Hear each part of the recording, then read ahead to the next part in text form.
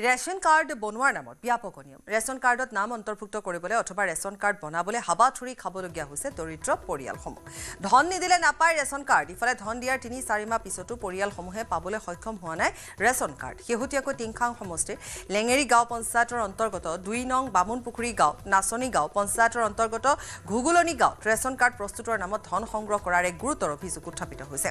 ration card বনাবলৈ ১০০০ টকাৰ পৰা ২০০০ টকালৈকে সমবায় এজেণ্টৰ হাতত ধন দিছে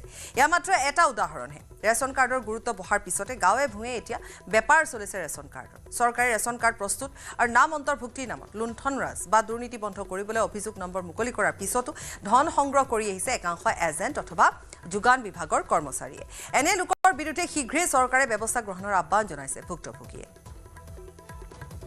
পইচাটো দিছিলো ১৫০০ টকা ২০০০ টকা লাগিব বুলি কৈছিলে কিন্তু ২০০০ টকা নাই দিয়া আমি ১৫০০ টকা দিছিলো আজি ৩ মাহ মানে হ'ল ৰেচন কাৰ্ডে লাগে বুলি এপ্লাই কৰিছিলো